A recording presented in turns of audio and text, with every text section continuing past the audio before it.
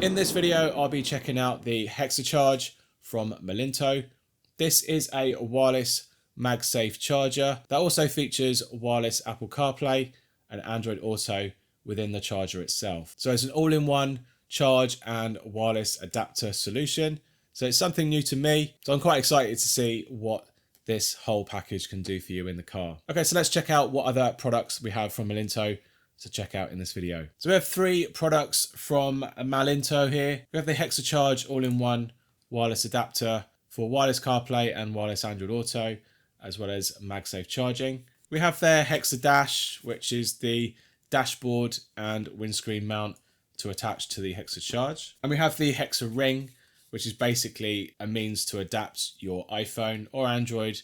If it's not MagSafe compatible, you add this ring onto the back of your phone and it'll make your device MagSafe compatible for the HexaCharge MagSafe charger. Okay, so first up, we'll check out the main meat and veg, which is the HexaCharge. So as I said earlier, it's a wireless MagSafe charger and wireless Apple CarPlay and Android Auto adapter in one product. So it will charge your phone and also give you wireless CarPlay and Android Auto to your wired CarPlay or Android Auto system. So it reduces the amount of cables that might be connected into your car, allows wireless charging as well, so you can have it running navigation and wireless CarPlay or Android Auto at the same time. Okay, so let's check out what's inside the box. Okay, so here's what you get inside the HexaCharge box. You get a short user manual to tell you how to use the HexaCharge adapter in your car, how to install its mounting system, and how to get everything all connected. You have the HexaCharger main base plate itself with its ball joint mount on the back, and we'll go over this a little bit later. Then there is the quite unique looking vent mount, which comes supplied with the actual mount itself. We also have the HexaDash, which we'll be checking out in a second. We do get this supplied with the HexaCharge for vent mounting specifically. And then finally, we've got a rather long USB-A and USB-C adapter cable. So this will go into the HexaCharge itself, and then you've got the option to use the USB-C or USB-A. That goes to your CarPlay port for wireless CarPlay. And also this is also utilized for the charging functionality as well. So you simply attach that for more standard CarPlay ports using the USB-A port. I'd say the length is just over a meter, say 1.20 meters or so. So plenty of length there to get to your CarPlay port in your car interior. Okay, so looking at the actual HexaCharge itself, it is slightly different to what it's illustrated on the box. We've got a white cover on top. This is kind of slightly rubberized to protect the back of your phone if need be. You've got it basically pivoted this way, so you've got your center alignment point pin there. You have some on and off switches on the left and right hand sides and some status indicator lights as well. I'm assuming this is going to be for the CarPlay side and this is for the charging side. On the bottom, you've got a USB-C charging port there to charge and use data for wireless CarPlay and Android Auto. And then you've got cooling back here to keep things cool for the circuitry inside. And you've got a ball mount system which connects to the supplied vent mount. Now the vent mount is definitely something unique to me. It uses the ratcheted hook system that is pretty good for most air vents. It's very stable.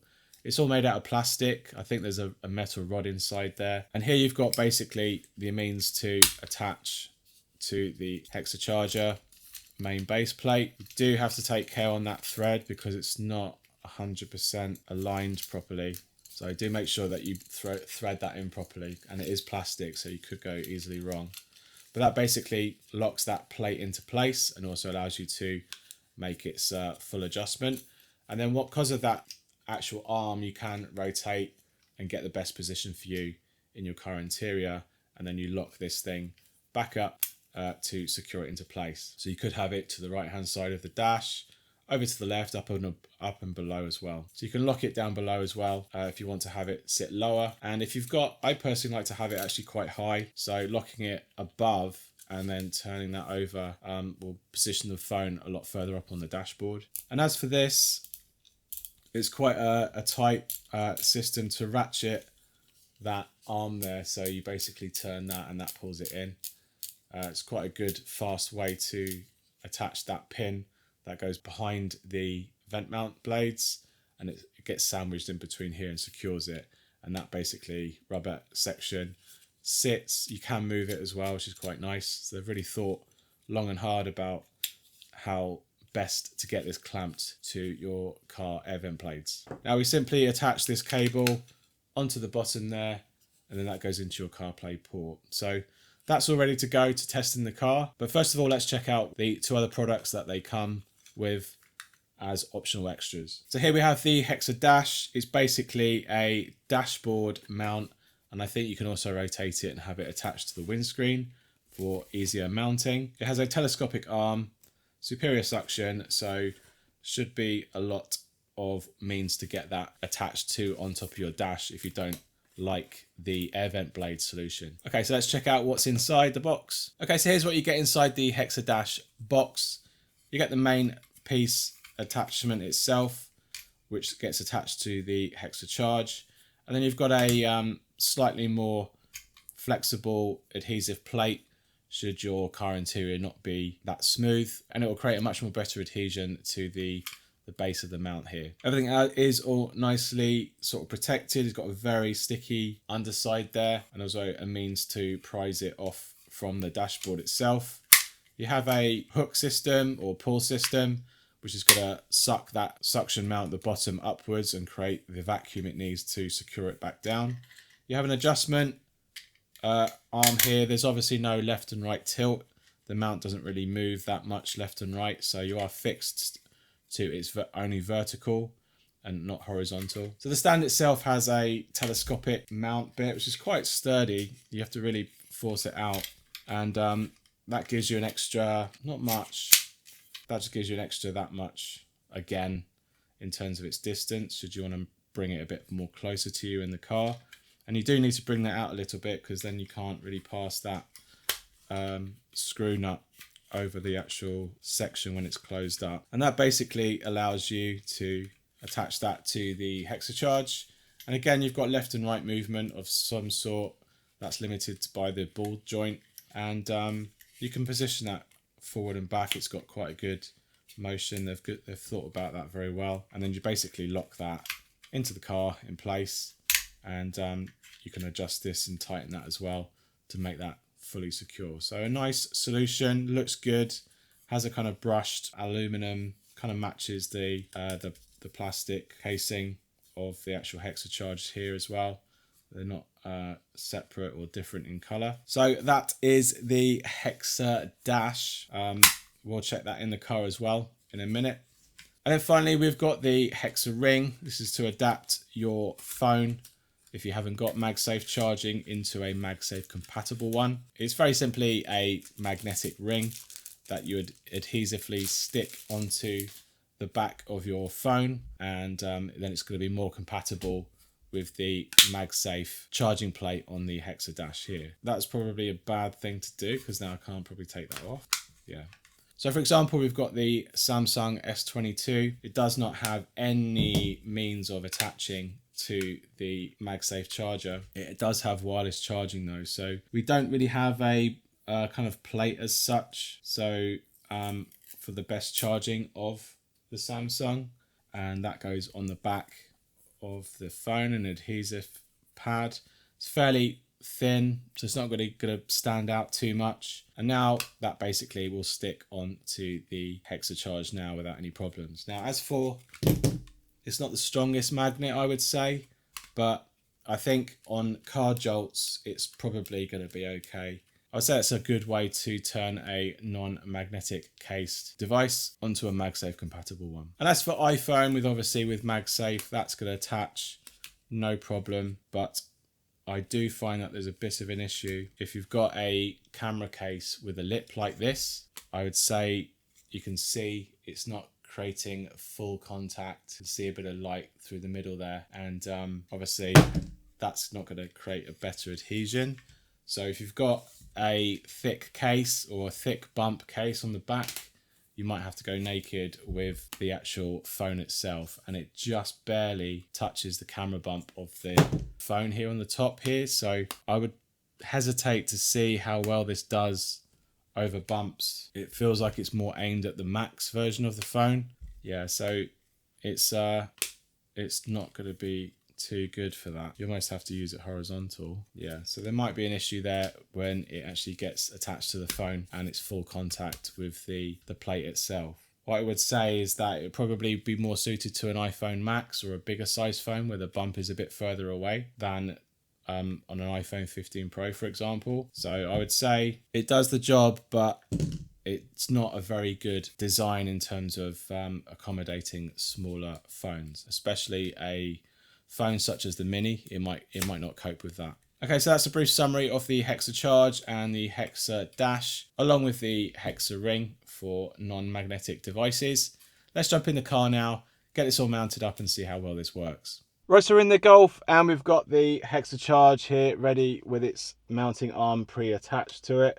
We're going to get this attached to our air vent blade here and get this thing installed. So we basically need to feed this through the air vent blade and that through a lower air vent blade. So we're going to give this a go and pass it. We can't pass it through the top, so we're going to pass it through the bottom, and we've got not much room on the lower side of things, so we have to basically put it onto the lower air vent blade here. So that's going to go in there like that, and then that goes all the way in over the air vent blade, and then we rotate it clockwise on the thing, which then brings the little peg forward and behind the air vent blade, and that is now properly secured. So that's a very good mechanism that they've used there to keep this whole thing intact. I'd say there is some movement on my air vent blades at least, so let's just give it a little bit more of a tight fit, but that's in there nice and securely. Now we can basically undo this little clip here and we can choose where we want this arm to be. So obviously we want that facing upwards, but we've got all this sort of rotation around. I would say about 20 centimeters of diameter of where you could actually have that charger. So I'm going to have it super vertical and just dial that in, and that is now fully tight and ready to go. So that is now sitting vertically, and we can probably put our iPhone onto it, and that now sits in there nicely. That is nicely mounted on there, and I need to tighten the ball joint up a little bit because obviously it's going with the phone, but you could then position the phone how you like to get it the best angle for you. So there's lots of adjustment here basically to get this exactly where you want it. So as a mounting charger is actually a good set of features that allow you to get the best position in your vehicle. There is obviously some movement on the plate, but not too much, but it does give you means to position that phone nicely how you like it in the car. So now we need to connect the power cable to the bottom of the charger. So that's done very easily at the bottom there. If you are mounting it vertically, that does hinder how much you can bring that forward, so you might have to rotate that slightly to get the mount facing downwards. That does limit its downward motion a little bit. And then we're going to plug this end into the CarPlay port. We have a USB-A CarPlay port, so we're going to use the adapter and plug that into the CarPlay port there. And you can then go around how you want to do any of the cable management, but we're just going to do that and put it into the side there. So that's everything all nicely set up. We just now need to fire up and get this thing all charged. So we're going to start up the car and see how the whole thing boots up into the main menu interface. And now it's detecting the wireless adapter functionality, and now we're into the main menu for the adapter. Now there's not much you can do here. There's no multi-user support, there's no Bluetooth ID number to connect to, no firmware. It's actually quite clean. You can't really exit out of here as far as I'm aware, so adding some ability to come out of here would be nice. But I'm assuming that now that's waiting for a CarPlay connection. So, right, so we've got our iPhone here and we're going to connect to the adapter. We're going to go into our Bluetooth settings, look out for the HexaCharge option.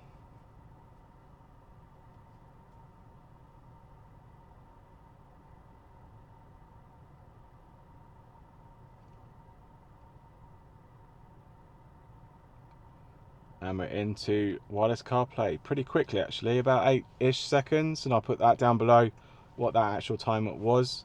But now we're into CarPlay and we're going through. There's a little bit of through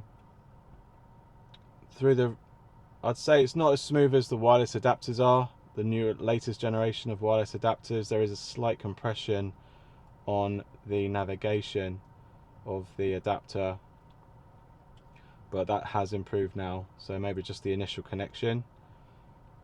But it's relatively smooth. Let's go into here. There's a few little mistouches there, but it's relatively good. Now I believe this is actually running off the similar architectural hardware as the Autocast adapters, so it's going to be very similar to the U2 Air, which is actually quite a good performer in wireless CarPlay. Probably not as quick as the latest adapters, but the fact that you're getting it in with a charger as well as an all-in-one is actually quite a good compromise. To have a fast adapter along with a charging solution all-in-one is actually not too bad. So that's now sitting there. I'm going to put my phone onto this charger. So the phone's now charging and we're into CarPlay. See, it's wireless charging on the adapter and it's also charging within CarPlay as well. We've checked out maps, that all seems very good and quite responsive. Let's try out some audio. Well, here we are, back on the hot, muggy streets of New York.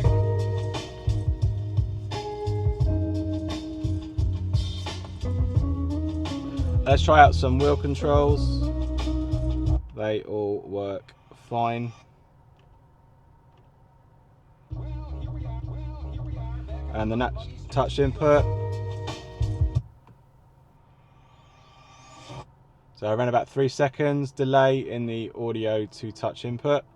So that's pretty much standard for the earlier wireless adapters that this is probably piggybacking off of. Let's do an audio test. Hi, this is Anthony from CarPlayLife.com, and this is an audio test using the HexaCharge wireless CarPlay and Android Auto adapter, and this is an audio test. So that sounds good to me.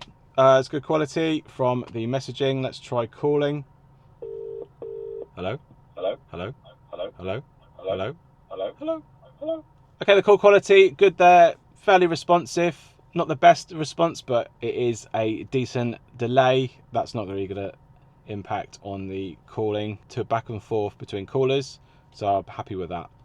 So that's the majority of CarPlay really on this adapter. Let's now jump over to Android Auto and see how well that performs. So the switch on the side, I've switched that down, I believe. So we're now into the main operating system, so it's asking us to pair after switching that device down. And we can select Android Auto.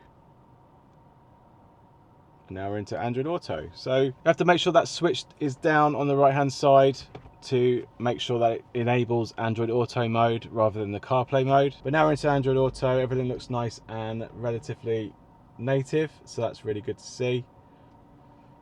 The responsiveness is fairly good, quite rapid there.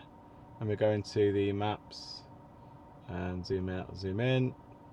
Pinch and zoom works, so that's good as well for Android Auto. And so far so good. So let's try some audio.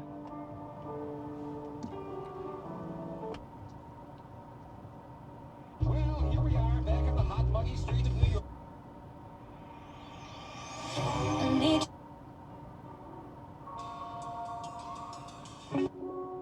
So around about 1 to 1.2 seconds for Android Auto, which is usually normal. Android Auto is normally a bit quicker for touch input to audio sync.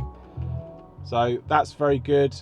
Audio's good. Let's try calling. Hello? Hello? Hello? Hello? Hello? Hello? Hello? Hello? All right. So good response there in the calling, very good feedback and delay, and the quality was good too. So solid pass there for Android Auto and calling. So overall, lot to like here with just the general setup here. Android Auto works via the switch, and we could try multi-user support between Android Auto and CarPlay perhaps. So let's try that. So we're going to switch this back to CarPlay mode. This is still working obviously, but then that's going to cut out. Then we're going to switch on to Bluetooth, dive back into the HexaCharge and turn CarPlay back on. So now it's boot up back into its CarPlay mode. HexaCharge is connected. And we're into wireless CarPlay. So we're going to switch this over now and see if it auto connects to the Android Auto. So it reboots. I'm not going to get involved here. I'm just going to see if it does reconnect to the adapter and reconnect to the Android device that I previously paired it with. So we're back on Android Auto by the looks of it. So I have had to intervene there with the adapter, but I was able to switch in a way. So that's quite a nice way to switch between an Android and an iPhone device in the car without too much stress. But not a solid seamless experience. I did have to interact with the Android phone, and it did take a while for it to completely reboot into Android Auto mode. Right now we're back into CarPlay. We can try out its IP config menu. So it's now 192.168.18.1, and it's very simple or simplistic. We're on software version 1.4.0. We can adjust connections. We can enable Android Auto connection, CarPlay connection, and so on. Start mode, quick start, normal. Not quite sure which one does what, but I'll show them quick start is something that might be a bit better. There's no upgrades at the moment, but it's very simplistic. But I hear that the makers are making a more better IP config menu with hopefully a little bit more features than these small ones here, such as media delay would be quite nice to see implemented here. They do think GPS pass-through might be a possibility as well, so maybe look out for that in the near future as well. Okay, so that's the mounting option on the air vent, but if you were to opt to the actual HexaDash stand, we'll get that installed and see how well that performs as well. So we're going to do it on the dash first initially, but I believe that you could have this attached to the screen instead if you want it kind of like floating off the dash. Personally, I prefer it on the dash, so we'll be trying that first and seeing how well that performs. So we're going to take it off of this mount, then we're going to take off the ball joint section, keep the nut, we'll want that for this, pass the nut over the top and attach that onto the mounting bracket there, and then we do this back up. So I'd say that holds a lot more firmer than the vent mount does. And basically we need to take this, peel this part off. This is going to be very sticky.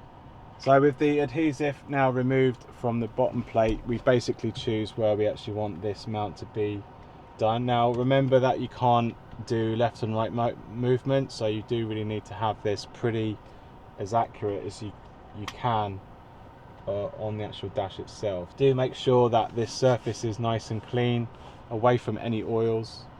But I am actually having a bit of a problem getting this stuck onto the dash. So we'll put that down like that. That's the mount. A few moments later. So I believe a dash like this, which has got this kind of perforated texture, you probably will need the adapter plate. So just for the sake of mounting it successfully on a surface, we'll go with the windscreen option. So make sure that the mounting arm is nicely positioned on the screen, and then attach that, and then you can then bring that mount over and have that kind of like hovering off the windscreen. Now you can move that in if you need to, if you want a bit more of a flush fit. Then basically get your phone and slap that into place, and then it's nice into view and looks the part as well. So that's basically the phone now all connected to the windscreen. It's a solid connection, it's got a very good sucker on there, but if you do have a perforated dash, then I think you do need to use that mounting plate to get the better adhesion from the mount onto the dashboard surface. It's obviously going to work better with a glassy or plastic surface, but this Golf, it doesn't seem to want to stick onto the dash all that well. But not a problem on the glass. That's definitely what it's really made for, and it's definitely going to hold on to the phone there, no problem. And that lack of side-to-side motion is made up for by the rotating portion of the actual mount, and then that makes it super solid on the screen. So the HexaCharge retails for $179 from the Melinto website directly, and you'll also be able to buy it from Amazon soon. And I'll link to both of these stores in the description down below, so you can support the channel and buy yourself one. Overall, not a bad solution actually, and it's the first type of solution that I've seen of this, of a charger and wireless adapter combined. I didn't think it was possible, but the fact that it does charge with just the same connector as the CarPlay adapter connector to your CarPlay port or Android Auto port in the car, the fact that it does that with just one wired solution is actually really quite commendable for someone actually to try and do that. It does have a peak max output of around about 10 watts. So that's definitely enough to keep your phone charged up whilst it's being used. But in some instances, it might not actually charge it more than it's being used at the time. So do factor that in versus you looking for a sort of 12-volt adapter option. But then that means there's more cables and you're not getting that kind of one type solution that you get in this product. The one issue I did face is that its lack of settings options in the IP config menu, but I do hear that they're actually going to improve that over